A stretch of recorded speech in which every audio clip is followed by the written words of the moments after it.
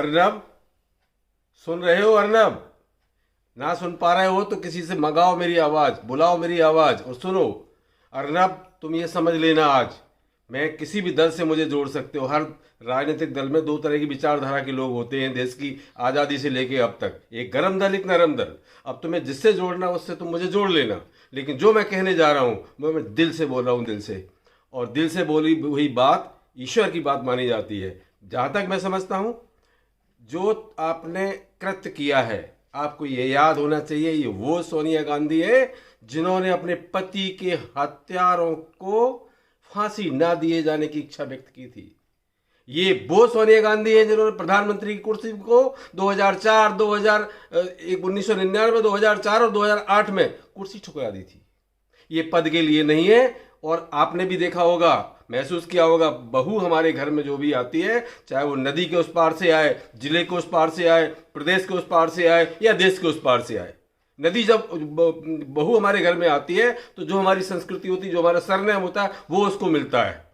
तो सोनिया जी हमारे इस देश की वो बहू है जिन्होंने ये दिखा दिया कि सनातन किसे कहते हैं। अर्नब, तुम्हें ये समझना चाहिए। मुझे तो ये लग रहा है कि तुम में सनातन तुम कैसे हो, कैसे तुम हिंदू है, इस पर बड़ा सवाल खड़ा हो गया है। सोचने पर मजबूर हो गए हैं तुम कैसे हिंदू हो। हिंदू होना बहुत बड़ी बात है, बहुत गर्व की बात है, बहुत दिल से अगर सोचोगे तो। हिंदू कभी किसी नारी का अपमान नहीं कर सकता है, क्योंकि सनातन हमारा कहता है कि ये शरीर मिट्टी का है, नारीमय संसार है। मिट्टा नहीं बोलते हैं इसको, मिट्टी बोलते हैं। ये संधि विकसित करोगे तो ये स्त्रीलिंग है, और मिट्टी से पैदा हुआ शरीर मिट्टी में ही मिल जाता है। आपने भी सुना होगा, आप भी और सुन लीजिए नहीं सुना हो तो नारी शक्ति, मतलब नारी से पैदा हुआ व्यक्ति नारी में ही समा जाता है। इससे बड़ी पूज्य शक्ति और शक्ति का पुंज कोई हो नहीं सकता।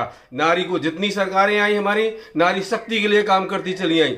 आप जाने किस दौर से गुजर रहे हो, आप जाने किस विचारधारा से गुजर रहे हो, आप किस सोच में पड़े हो, जो आप इस तरह के शब्द आपके मुंह से निकल गए। अरे मैं जहां का निवासी हूं, भिंड जिले की लार तहसील चंबल का, तो यहां इस तरह की बात का अर्थ क्या होता है, ईंट का जवाब पत्थर से।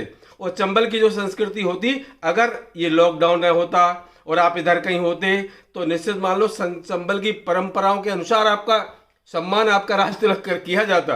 आपको समझना चाहिए आप बहुत गलत रास्ते पर हो। आपको देश से माफी मांगना चाहिए, आपको सोनिया गांधी से माफी मांगना चाहिए, देश की तमाम उन नारी शक्तियों से माफी मांगना चाहिए जिनका आपने अपमान किया, आपने अनादर किया। आप कहते हो आप पर हमला हुआ है, अरे अब लॉकडाउन ना होता तो आपको ये पता चलता कि आपने अपराध क्या किया है। ये अपराध बोध अगर आपको समझना है तो आप वीडियो अपना लेकर के अपनी माँ को दिखा देना, माँ को सुना देना। उन्होंने तो शायद भारतीय संस्कृति को और सनातन को जिया होगा, उनने ब्राह्मणत्व को जिया होगा, उन्होंने हिंदुत्व को जिया होगा। वो देखने के बाद अगर तुम्हारे गाल पर थप्पड़ ना मारे तो मेरा नाम पलट देना। अर्नब, तुम्हें गलती मांगना चाहिए, गलती मानकर क्षमा मांगना चाहिए, और क्षमा ही करवाना सबसे बड़ी बात है।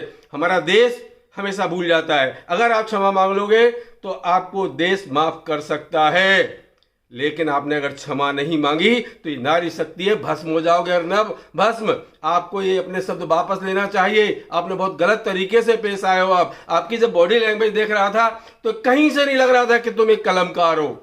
तुम्हारी बॉडी लैंग्वेज, तुम्हारी आंखों से जो ज्वाला निकल रही थी वो ये किसी विचारधारा से प्रेरित नजर आ रही थी, जो देश की आजादी में हमने महसूस की है। कुछ लोग देश में लड़ के मर के बलिदान होने वाले लोग देखे हमने, जिनने अपने गले कटवा दिए, बलिदान हो गए देश में। कुछ लोग वो भी देखे जो माफिया मांगते नजर आए हैं।